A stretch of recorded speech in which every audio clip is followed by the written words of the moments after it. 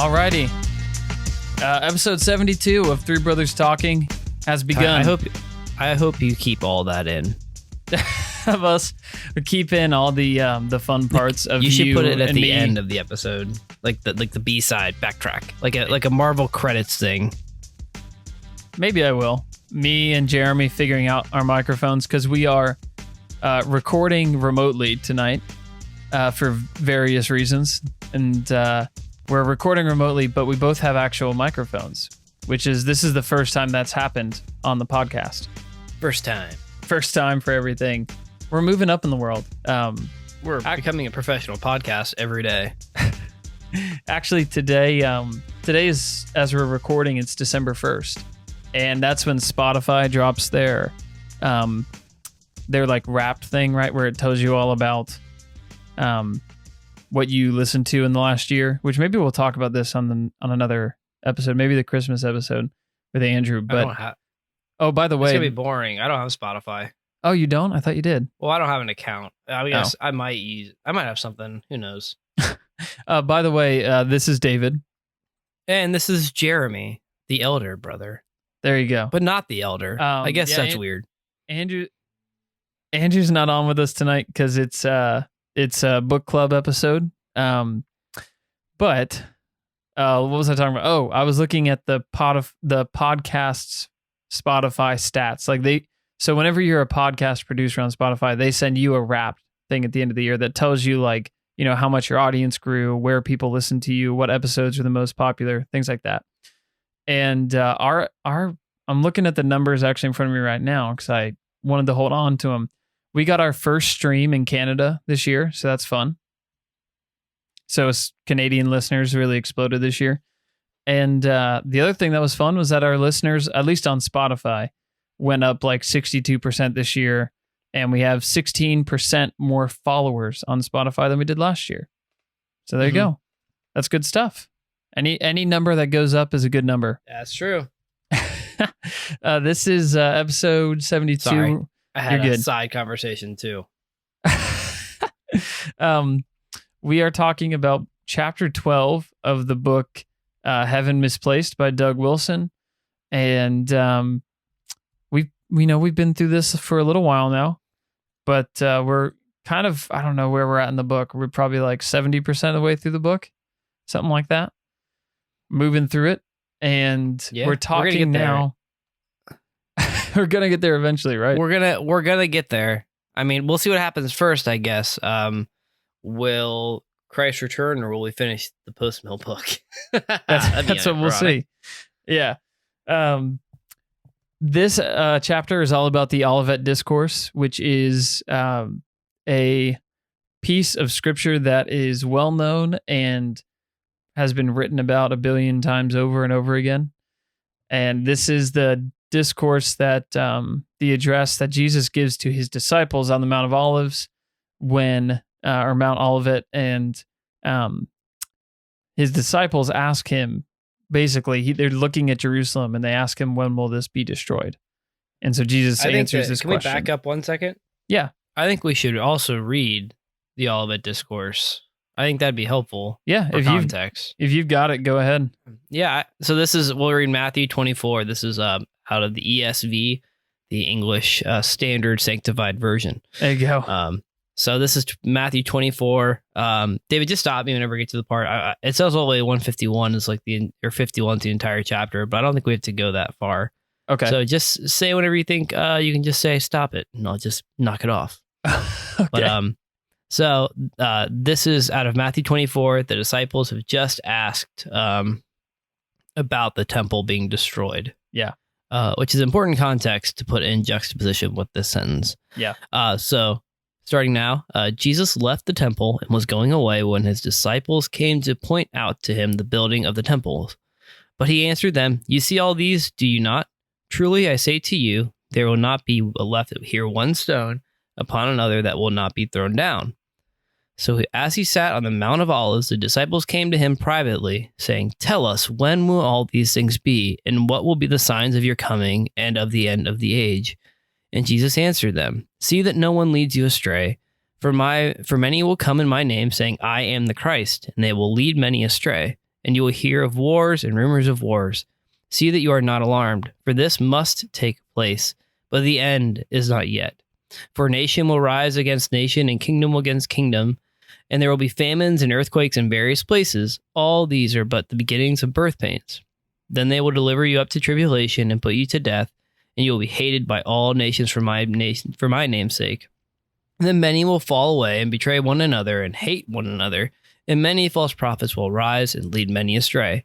And because lawlessness will be increased, the love of many will grow cold. But the one who endures to the end will be saved, and this gospel of kingdom will be proclaimed throughout the whole world as a testimony to all nations, and the end will come. So this is verse 15. So when you see the abomination of desolation spoken of by the prophet Daniel standing in the holy place, let the reader understand. Then let those who are in Judea flee to the mountains. Let the one who is on the housetop not go down to take what is in his house. Let the one who is in the field not turn back to take his cloak. And alas, for women who are pregnant and for those who are nursing infants in those days. Pray that your flight may not be in winter or on a Sabbath. For then there will be great tribulation, such as not been from the beginning of the world until now. No, and never will be. And if those days had not been cut short, no human being would be saved. But for the sake of the elect, those days will be cut short. Then if anyone says to you, look, here is the Christ, or there he is, do not believe it. For false Christs and false prophets will arise and perform great signs and wonders, so as to lead astray, if possible, even the elect. So I have told you beforehand. See, I have told you beforehand. So if they say to you, look, he is in the wilderness, do not go out. If they say, look, he is in the inner rooms, do not believe it. For as the lightning comes from the east and shines as far as the west, so will be the coming of the Son of Man. Wherever the corpse is, there the vultures will gather. Immediately after the tribulation of those days, the sun will be darkened, and the moon will not give its light, and the stars will fall from heaven, and the powers of the heavens will be shaken. Then will appear in heaven the sign of the Son of Man, and then all the tribes of the earth will mourn, and they will see the Son of Man coming on the clouds of heaven with power and great glory. And he will send out his angels with a loud trumpet call, and they will gather his elect from the four winds, from one end of heaven to the other. From the fig tree learn its lesson. As soon as its branches becomes tender and puts out its leaves, you know that summer is near. So also when you see all these things, you know that he is near, at the very gates. Truly I say to you, this generation will not pass away until all these things take place. Heaven and earth will pass away, but my word will not pass away. Let me pick up reading here for you. Yep. 36, this last little section. But about that day or hour no one knows, not even the angels in heaven, nor the Son, but only the Father. As it was in the days of Noah, so it will be at the coming of the Son of Man. For in the days before the flood, people were eating and drinking, marrying and giving in marriage, up to the day Noah entered the ark. And they knew nothing about what would happen until the flood came and took them all away. That is how it will be at the coming of the Son of Man. 2 men will be in the field. One will be taken and the other left. 2 women will be grinding with a handmill. One will be taken and the other left. I wanted to give you a break because you just read like a lot of verses. It's a lot of reading. Reading's hard for me. I appreciate the break. Give your voice a break. That's all I'm doing, so you can save it. I know. That's why I'm wetting it with old granddad. So There you go. So yeah, that's Matthew 24. It's kind of got a parallel passage in Luke, by the way. And so this is what Christ is telling his disciples. And remember, like you pointed out at the beginning of all this, the context is that the disciples ask him about the destruction of the temple. So that's where all of this starts. And this is really I think I talked about this in the last book club that we did. This is probably one of my favorite chapters of the book so far, if only because the Olivet Discourse is so written about, and it's so like we struggle to understand it, and there's so much conjecture about it. But reading through this chapter, it's sort of just like, oh, it makes sense. Well, and it also gets down to the views that I don't know if we've really explained it a ton, and you could probably explain it better than me. The historicist, I don't want to go into all the 4 views, but like the historicist view and the preterist view, and how this, especially when it says right out there, like as was foretold by the prophet Daniel, and also with looking at how history actually happened, and Jesus' phrase where he literally says in verse 34, I say to you, this generation will not pass away. I mean, he's not really being really wishy-washy. I think without the forward views of at least having a historicist or a preterist view, I mean, if you have either of those viewpoints, you kind of sit in the post-Miller Amill camp in some way, shape, or form. Yeah. When you read this, because you have to see it from the light of, a lot of these events, which we can get through actually the chapter now that we were at the background, did happen according to what Daniel and what Jesus foretold, especially when you're going to say to your disciples who you care and love about, that they won't pass away before they see these things. Yeah. Yeah, I think one thing that's important as we go into this is if you're somebody that has always understood this discourse as being a jumbled mess about Jerusalem and also about like the rapture and also sort of about the end of time, like that's how it's normally understood, is like all those things are in view. Yeah. If you're somebody who's thought that way, you're not alone. That's how I would have. I mean, I've read so many people about this, so many commentaries about this, and that's where most of them are, is like trying to make sense of what feels like a bunch of different things. So I'm just going to say, like, kind of put those to the side for a second. And as we talk through this, just think about what the verses are saying. And as we offer the explanations that are in the book, just think like on its face, like, is that like, as I'm reading through it, I'm just going, that seems pretty like commonsensical. Cool. Like, I like that. And like you said, that to get into the historicist or preterist view real fast, that view is that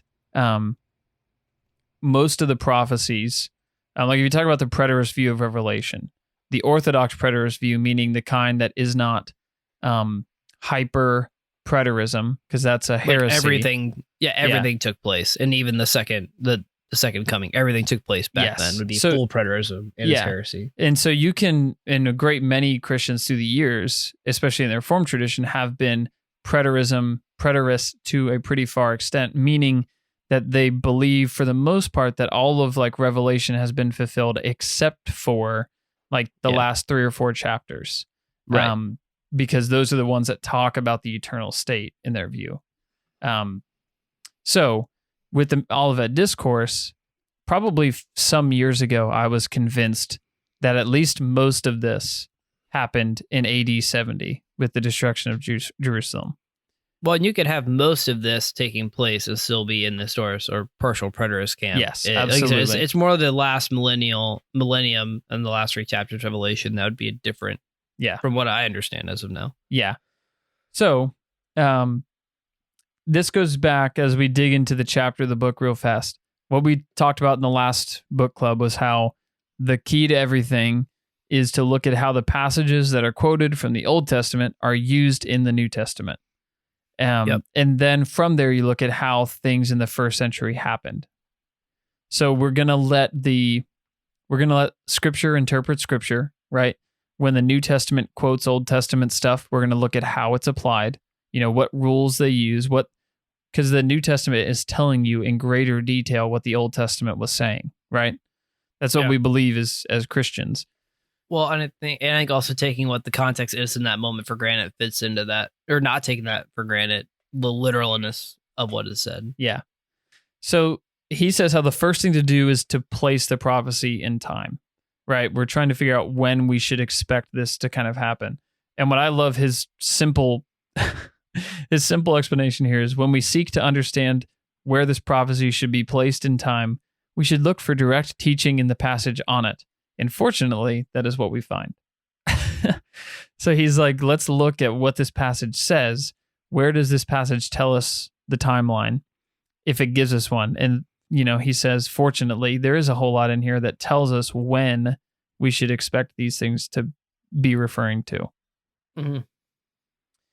So this goes into the first thing that I want to kind of talk about is there's maybe one assumption in here that you have to be aware of, and that is that whenever Jesus talks about the end of the age, he's talking about the destruction of the temple being the sign of Christ coming in judgment, that being this end of the Judaic age.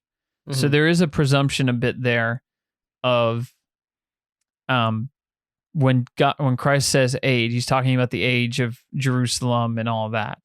So the reason that I don't think that's too much of a reach is because of a note I had left later on in here, is because I don't think that's too much of a reach, because the disciples were asking him about the destruction of the temple and of Israel.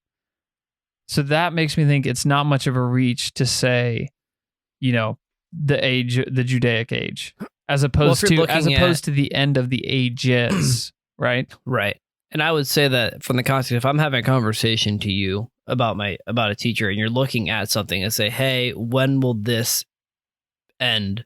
And then he says this will end within your generation. I would say, oh, then, like, if I sit there and say, hey, the Chicago Bears are going to move their stadium, and I say, okay, when's it going to happen? McCaskey family. Yeah. Like, oh, before your generation ends. I'm like, oh, okay, so before I die, I will see this not be here. That's just how I would interpret my normal life. Exactly. We talk about wanting to have like a fair and common reading of the words of Scripture, especially prophecy like this. Like, Jesus does say to them that your generation is not going to pass away before we see this. And he doesn't seem to be like switching gears and like referring to just parts of what he's talking about, right? He's talking about all these things that are going to take place. So if we just take it at first value, then everything that he mentions before verse 34, it seems, would occur within a generation. And that's how we see so many amazing things, with the destruction of Jerusalem. We look at that and we say, whoa, it really did happen. Yeah. Well, a generation, not necessarily meaning only like, what's it, 20, a decade's 10, the generation's like 20 some years, like also could mean like a lifespan of a person, like within like a father to grandson kind of thing. Exactly. Which would be, if they're having this conversation around, right around 80, would probably be around 70 years. Yeah, exactly. Years. Amazing. So he points out how we typically just lump all the things that Jesus says here into like the end of the world. But he says the problem is that he's not talking about the end of the world. He wasn't asked a question about the end of the space-time continuum. He was asked about the destruction of Jerusalem, and he answered that question. So that's what... Pretty succinctly. That's kind of, if you're wondering what is... Because everybody has... Whenever you get into like prophecies about eschatology and stuff, everybody has some presumptions that they bring to the table. And one of the ones that we have to say is like, we're presuming that Jesus was asked a specific question and he was trying to answer that question. He did answer that question. We're not assuming that he answered a million other questions that were not what he was asked. Hitting with another question. Exactly. So that's the first thing that I think helps us place this prophecy in the past and referring to AD 70. And I think it also helps us like understand that the prophecy is not talking about, some kind of rapture and some kind of judgment over the whole earth, even though it uses all kinds of apocalyptic language, right? Which is kind of it'd be apocalyptic language in a way, but not the entire thing. And he gets into that a little bit near the end of the chapter as far as like the cosmic implications of it. Versus what we think of when this says like that's a apocalyptic literature or literary scheme. When he talks about the cosmic fall, and like we talked about looking back, you mentioned the Old Testament versus New Testament. And this is jumping way forward, so I kind of don't want to get there yet. Yeah, let's not get there yet, because that was the point that like clicked for me, where I was like, whoa, that's great. The first thing I want to talk about is Jesus. He points out how in our day and age, people commonly quote the phrases about wars and rumors of wars and all that stuff as like signs of a rapture coming, which is funny because Jesus explicitly says that the wars and rumors of war meant that we shouldn't be worried and that the end is not yet. Yeah. Funny how that works out. Yeah. So he's good. And he also mentions people saying he's here and he's not here, and go there and he's not there. Yeah. And the other thing that's brought up is, I think this is a fair question of like, well, doesn't it say that the witnesses are going to go forth to the nations, right? So how can we understand that without abusing the text? What did you think of that point? Where'd you find that point at? That's right after the wars and rumors of wars mean that we should not be worried. I don't think he doesn't comment on that, does he, in the chapter? I don't remember him commenting on that specifically. On the witness of the nations and all that? Yeah. So, I think that he talks about it a little bit, and he talks about how the gospel was going to be going to go forth and be proclaimed under heaven, and then the end would come. And okay, yeah. I do what you're saying. As far as the Great Commission goes. Yeah, so he says, did this happen? The Bible says yes. But he says that he doesn't believe that it's talking about the same thing as fulfilling the Great Commission. You mean fulfilling, you mean a total fulfillment? Yes, yeah. So he brings up these verses that I think are fair, because he brings up like Romans 1:8, where Paul says, I thank my God through Jesus Christ for all of you, that your faith is spoken of throughout the whole world.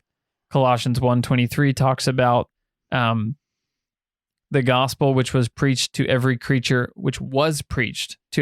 under heaven, right? So Paul twice uses this language of the whole world hearing the gospel, even though it's obvious that like not every single person on the world had heard the gospel at that point in history, right? And there's probably whole countries that hadn't even heard it yet, whole tribes and all that, you know? Mm-hmm. So whatever is being spoken of there, Paul seems to believe on some level it's been fulfilled in his time. And again, his letter to the Romans and the Colossians. Yeah, exactly. And in the letter of the Romans and the Colossians. At least that part of it, not Jesus's final discourse. I think that's important to note. Exactly. Yeah, I think because Colossians would be written. Because I had this conversation with my wife the other day, talking about timelines of when things are written, as far as like Thessalonians and stuff like that, in relation to this. And these books would have been written. I know like Thessalonians, I looked up, was like 50, 80, something around there. So that's, I guess, that part of the commission would be fulfilled. That segment only, not everything, that like the Abomination of Desolation and stuff like that yet. Yes. Yeah, exactly.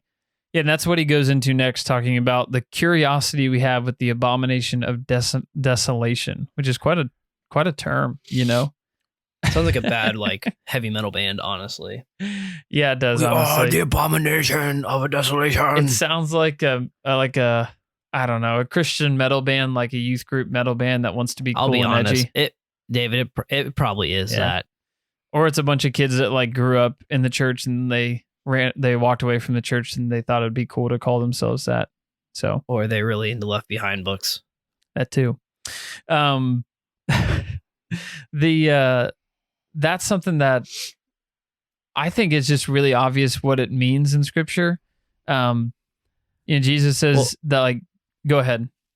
No, I think it's obvious and not obvious. If you're reading it from the perspective of you've read the old prophets, you've read the book of Daniel, and you've thought, I guess if you looked at Daniel, Revelation, and this Olivet Discourse and parallel with one another, reading them together, thinking, they kind of have a lot of the same literature. And also like Psalm 110, if you the Messianic Psalms after the Ascension.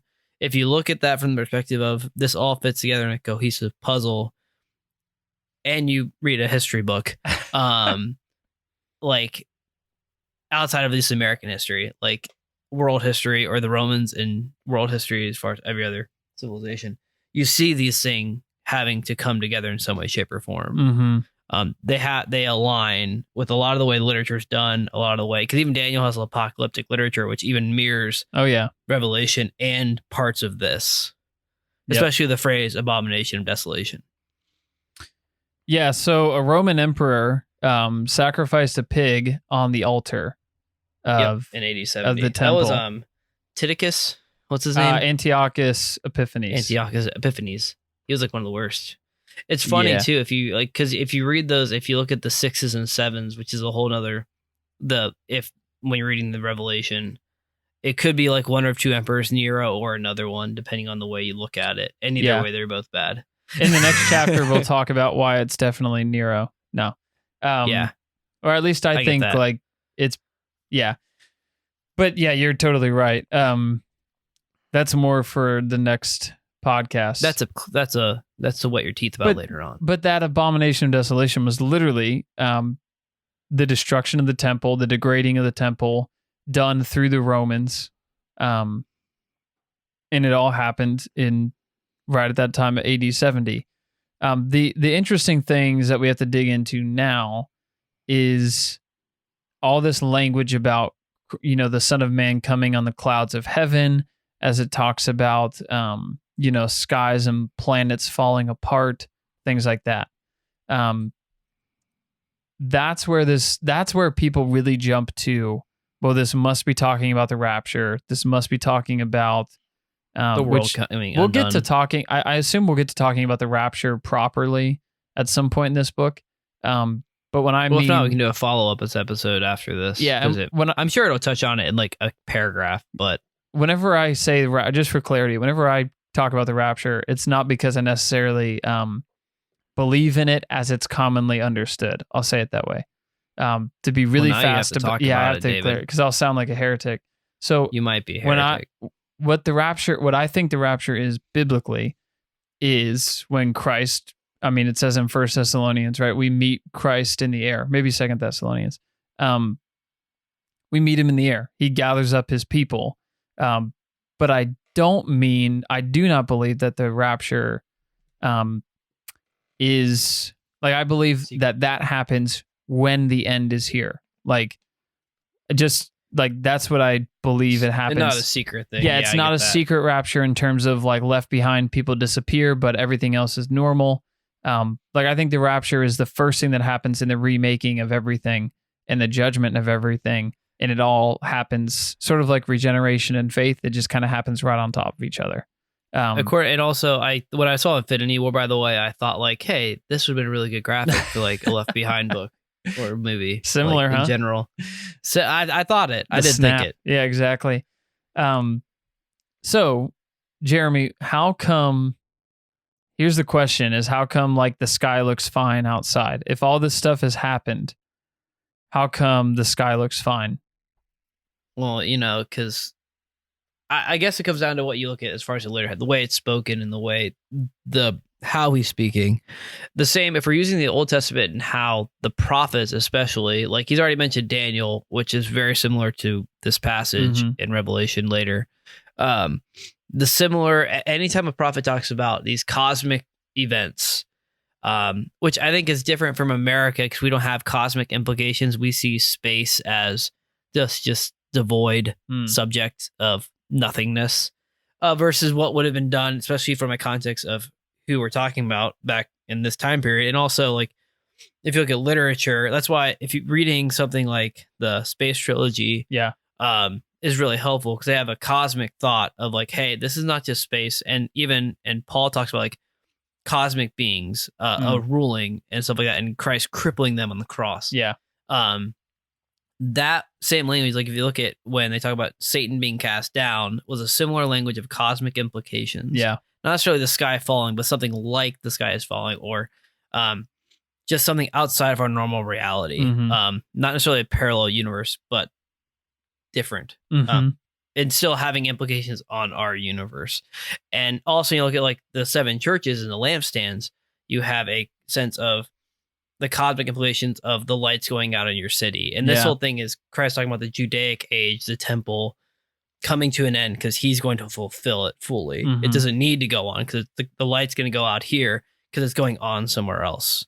And where it's going out was ultimately always pointing to this greater age to come. Yeah. This greater event. So the lights should go out. Just like I turn off the light in my room and I'm leaving it. That's what's happening here. Exactly. I love how Doug points out that, we read this part that talks about the immediately after the tribulation, this days, the sun will be darkened, the moon won't give light, the stars fall from heaven. You'll see the Son of Man coming on the clouds of heaven with power, which, by the way, is language borrowed from Daniel when it talks about the Son of Man. It talks about Jesus in his ascension, riding on the clouds and taking his throne. So that's what I take it to mean when it references the Son of Man coming on the clouds of heaven. And so then all this section seems like you're talking about like that the world is falling apart. But when we remember, like you said, that this is in the context of like the Old Testament's been written, like we have verses that have already talked about this, specifically the ones that Jesus actually quotes. Like Jesus actually is quoting, he's not alluding to the Old Testament. He's actually quoting Old Testament verses in Isaiah when he talks about, the sun going down and all that. And they would have understood that. And they would have understood it 100%. See, in the original passages, this is Doug talking, the imagery referred to the destruction of Babylon, and it meant the same thing for Edom. So we should assume that Jesus is talking about the same kind of thing when he quotes those passages. Why would he use those passages? This is me talking. Why would he use those passages, quote them, but not be talking about the same thing? Right? Going back to Doug. He is prophesying about the destruction of Jerusalem in AD 70, and he is saying to Jerusalem, your lights are going to go out, your sun is going to go down. That's what you just pointed out, Jeremy. So Jesus was, using these words from Isaiah, and it doesn't seem to make sense that he would be, using these words. Why would he use those words on purpose if he meant something very different?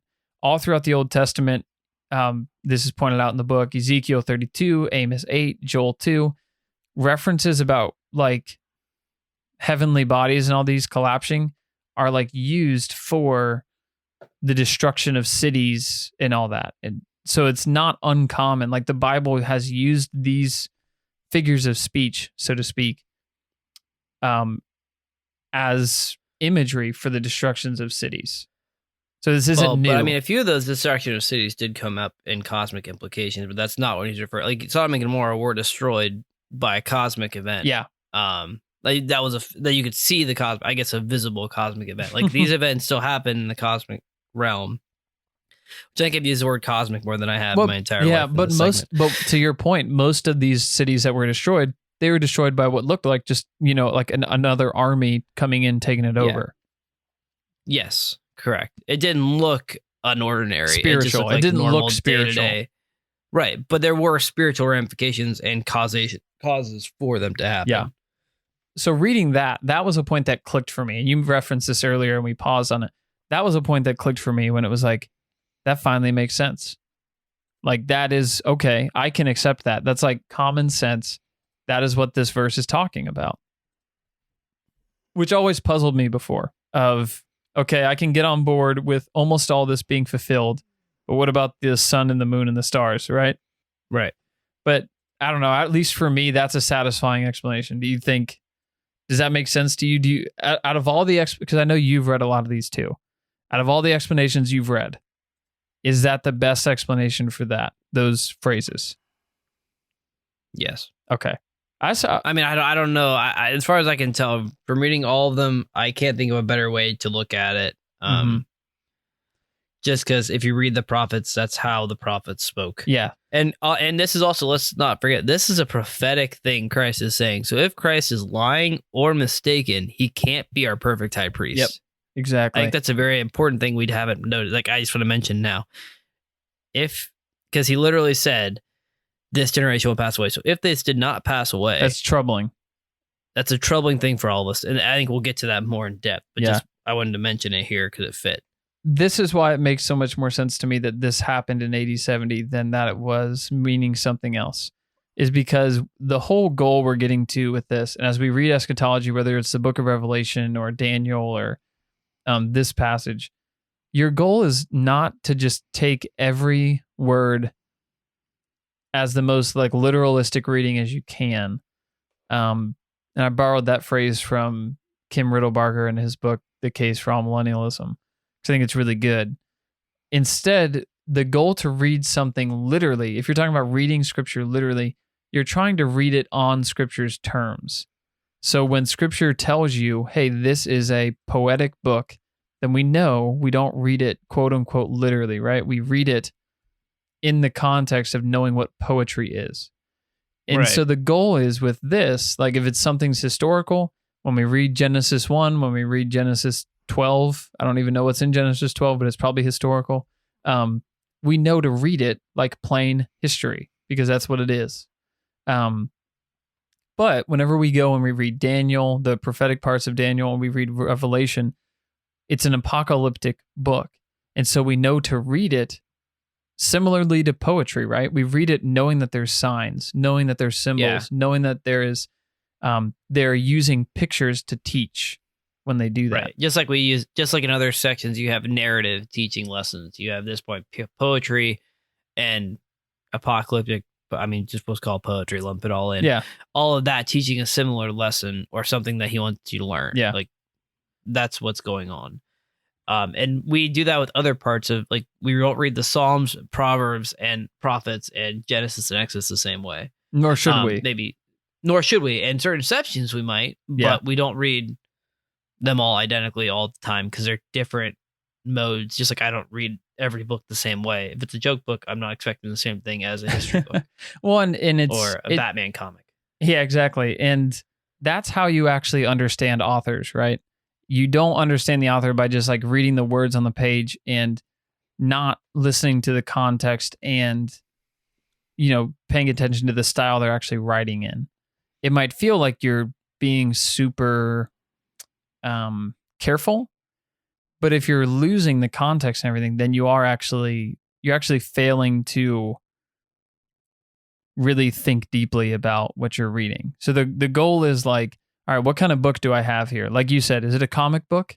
Is it a picture book? Is it a poetry book? Is it a history book? Is it a meeting? Is it like, a lot of the Old Testament reads like the minutes from a committee meeting, right? When they're going through like who birthed who and who, where everyone lived in a plot of land. And you're like, this is not even like history, like an autobiography. This is like a book report. But to read all those things those ways. Right. And we're probably spoiling a little bit for the next episode, but that's okay. I want to dig into this next little piece that in the aftermath of this judgment on Jerusalem, Christ's messengers or angels get sent out to gather in the elect. So Doug says this is referring to the great gospel work of proclaiming Christ's gospel throughout the entire earth. So it's not referring to like a rapture. There's that word again. It's not referring to a rapture where people are brought to heaven. It's talking about sending out, because the word angel means messenger. It's Jesus is talking about sending out the gospel message to the world so that the elect can be brought in by faith, right? Mm-hmm. So instead of being like the back end of, like I feel like we read that and we jump to the back end of that. We're thinking that it's talking about, being brought to heaven from all corners of the earth. But instead, maybe it's talking about the gospel going to the corners of the earth and bringing people to faith. Mm-hmm. Yeah. And I don't think, given the context we're in, especially with everything going on, we don't look at it that way. Because I think some of it could be fear, but also could be the fact of our context doesn't read it this way. Yeah. We're already predisposed to not read it this way because we don't read other scripture this way. As far as your other traditions, we put ourselves in the story more than we put Christ in the story. Yeah, that's true. The actual physical person of Christ. Mm-hmm. Well, and the one thing that he points out about the days of Noah, he points out... Yeah, that was a good point. Rightfully, like his point is that, and you can explain this one, but he says that whenever we make that about the rapture, it just doesn't make any sense, because in the days of Noah, the one who's taken off is taken away to judgment, which is like the reverse of how we would... To make this talk about the rapture, we're kind of like flipping those words on its head. The script. Yeah. Yeah. And that's what we look at it from. Typically when we look at the rapture, we're like, okay, we're being spared from tribulation. Exactly. But that's not what it talks about in the days of Noah when he mentions this. Like, those people are going, the people taken away are those being judged by the Lord. They're in the thick of it. They're the ones in the water. Right. Those are the ones who are taken. Not the ones in the boat. Not the ones spared. So that changes how you have to look at this entire, especially the standpoint of the rapture, because you can't then equate the two about even First or Second Thessalonians and this as being both talking about the same event. Yeah. Because they're not. Like, that right there says, oh, they're not. If you read the context of how Christ is using the Old Testament, the prophecies he's using, the way he's talking about it, and then in the days of Noah and all this stuff, because everyone there would know those people who were spared, the people taken were the ones judged, not the ones who were left to live. Exactly. So that's another thing that just made me go, oh, that makes sense too. Yeah, I hadn't read that one before, actually. That one has not been in some stuff I've read, and it's a very small, but I think it's a good point. I had never really thought of it before. Because it separates the two events pretty easily. Exactly. I'd never thought of it before, and then when I read it, I was like, well, that's a really good point. I like that. Well, and also you think about, like, in the prophecy, you talk about the prophets, people taken out of the city or people going into exile. Yeah, exactly. To be judged by that king. Bingo. It's almost like Jesus knew what he was talking about. And he prophesied it perfectly. So this last section of the chapter here, Christ talks about learning the lesson of the fig tree, right? And he says that, I'll read this little section again, and then you can talk about it and we'll wrap things up. Learn this parable from the fig tree. When its branch has already become tender and puts forth leaves, you know that summer is near. So you also, when you see these things, know that it is near, at the doors. Assuredly, I say to you, this generation will by no means pass away till all these things take place. Heaven and earth will pass away, but my words will by no means pass away. So, what's the lesson of the fig tree, Jeremy? Well, he talks about summer, and summer is usually a day of, like, heat, not necessarily and a day of rejoicing in some ways. Not really a day of winter, judgment. No, a winter would be like a day of more family and not harvest, harvest, if that makes sense. Or a day of preparation for the harvest would be summer. You're preparing for, you planted seeds, you're keeping the seeds moving, and you're trying to keep going. Winter is a dead time frame from an agrarian society. Exactly. Yeah. Yeah, Doug says this. I'll just read this last paragraph he has. Christ teaches us here that all these events of the first century are signs of summer, not the long winter that historical pessimism assumes is characteristic of our age. Jesus also settles the matter of when all these things will happen within one generation, the very generation of men which Jesus was teaching, and it all came to pass in AD 70, just as he said. He was a great prophet indeed. Yeah, there you go. I think that's pretty straightforward. Yeah, I think that's something to remember. Like, this is, Jesus is saying here, like, this is the summer, that all these things are going to happen, and then the gospel is going to start going out to the whole world, gathering the elect from the four corners of the earth. Remember, that's not even literal language, right? That's obviously, we know that's poetic language, just meaning that everywhere in the world that the elect is going to be brought in, and that's what's going to happen in the summer. Just like in the summer, like you pointed out, Jeremy, in an agrarian society, during the summer, the corn grows, the wheat grows, everything grows, right? So yep. Jesus is saying all this is going to happen. The leaves on the fig tree become tender, and like the summer is here. Everything's going to start growing. The kingdom is growing and going. It's doing its thing, man. Yeah. And they're still present, I guess, not taken away secretly. Yeah, that's true too. Secret stance. Yeah, they seem to still be present, actively working. Yeah. Do you have any other thoughts about this chapter? I have one. It's not really about this chapter. I think he did a great job explaining this pretty succinctly. I think he can get into a lot of the prophets and go through it a lot more. Like I said, he goes into 666 and Nero next chapter. Yeah. I think he does a good job of discussing AD 70 in context without overdoing everyone in details. I mean, there's details out there, which we can get in the recos, about these things that are still straightforward and easy to understand. Yeah. Other than reading like Josephus's history of it. But one thing I do want to mention is reading not just chapter 24, but looking at chapter 23 up to this. The end of chapter 23 is Christ literally lamenting over Jerusalem, and the seven woes about like the Pharisees and all this stuff.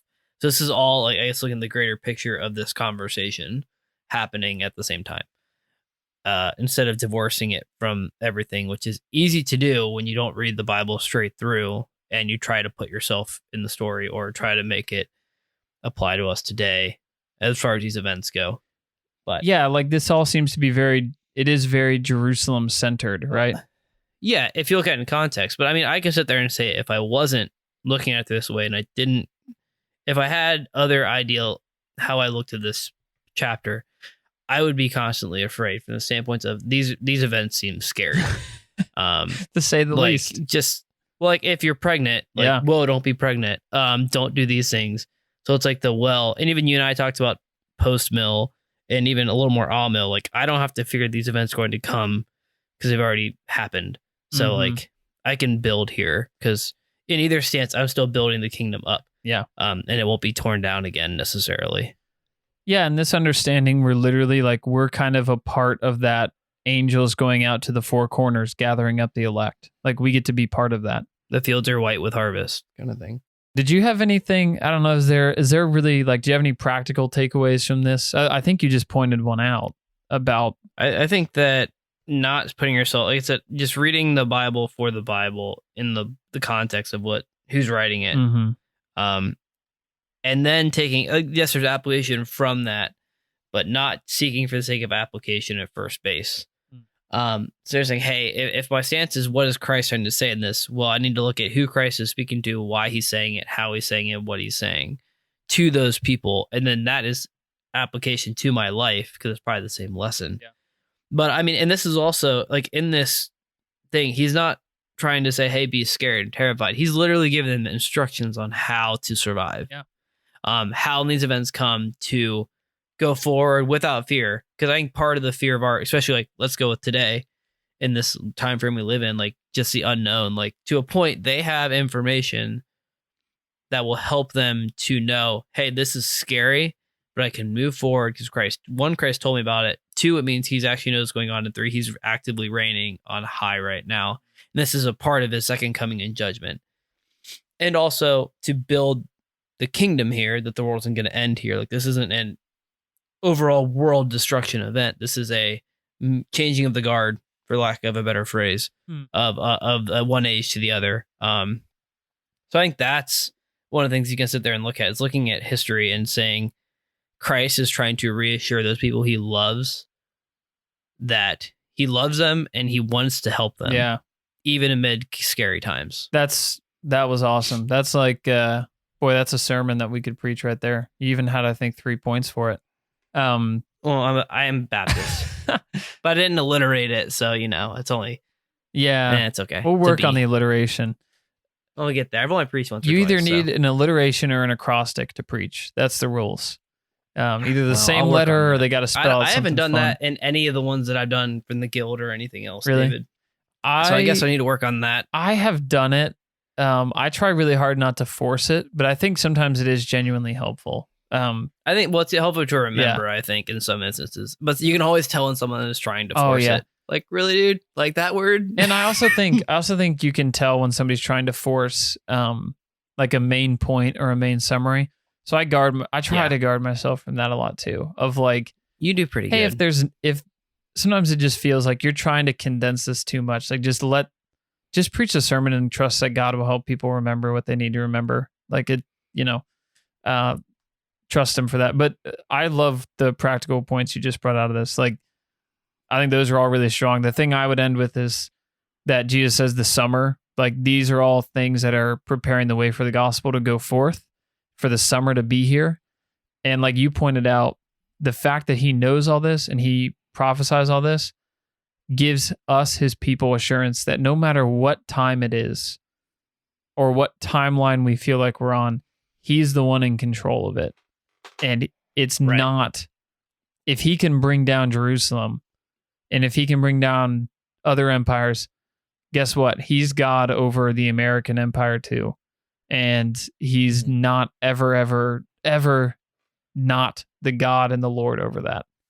So, and that shouldn't drive us to fear in the sense of like, no, we're the ones that belong to, fearing, but also, we belong to the real king. Respecting and reverence for the one who is King of all kings. Exactly. And Lord of all lords. And we belong to the true king. We know that. Like, we belong to the king that will be standing in the end. Right. And it's not even, this goes back to this book is hitting back against pessimism. He's not necessarily going to be standing because everything else is going to be like, it's just going to be literally hell on earth for a long time. And then we just happen to be standing in the end. Maybe he's going to be standing because he's actually going to conquer. And there will be ups and downs in that, but he's going to conquer it, So, yeah. Anyway, more to come next, I guess. And we could probably talk about this every time we sit down and talk about this book and this topic. Jeremy and I. It's supposed to be a short episode. Dude. Yeah, we could. We had said this is going to be a short one. And this is about the same faith. There was like your last episode was like almost an hour. Yeah. I'm like, There's well, just we like to talk. there's so much in here about it, and in a way it matters so much, but not in the way it normally matters to people, if that makes sense. Like normally it matters that you make a nice eschatology chart, and it doesn't matter in that way, but it does matter in a very like how you go and live type of way. I think a day to day. I think your eschatology more so than people would say, "Oh, I'm a panmillennialist, so it'll all pan out in the end." I think that yes, there's a point to that, but also the fact of how your eschatology and what you believe about the future will drive what you do today. Yeah, because in a way it teaches you if I don't believe tomorrow is going to be any better, there's any chance. So why would I work hard today? Yeah, and it teaches you that the things you it teaches you sort of that what you're doing matters and why it matters and how it matters. That's kind of what it informs. So anyway, you got any recommendations, Jeremy? I do, and going along with this, the Riddlebacher book is good. Sam Storm's book is good, which I haven't finished either, but I've read most of them, and I know Sam Storms does a really good job with Daniel 7. That was me. I wrote down my note. Jeremy's reco was R.C. Sproul has a book called The Last Days According to Jesus that literally just goes through this. If you're on Legionnaire Connect, which is pretty cool little resource for like $9 a month. Yeah.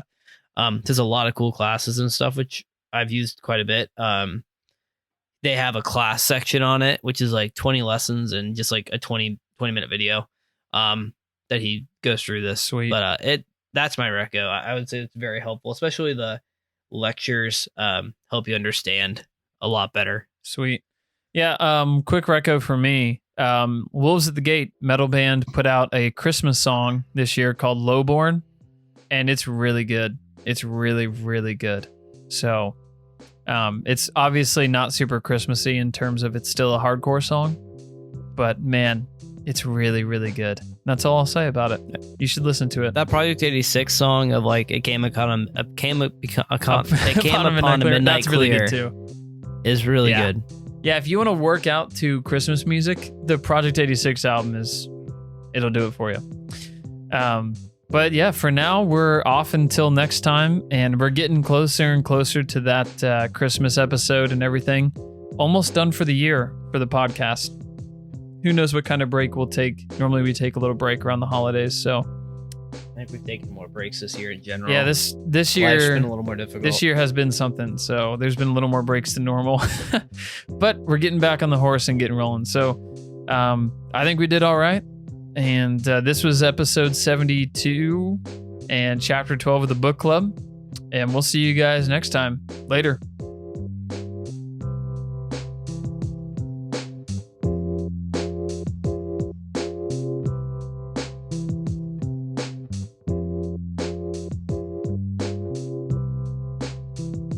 We're doing it. All right. I'm recording on both. Look at that. Now. I see the little squiggles on my mic and on my computer iPhone. There you go. Yeah, my computer thing. Doing what it needs to do. I see the little thing. It looks like I'm a professional podcaster now. Yeah. That should be fine. Yeah, we should be good. Yeah. We're doing our thing.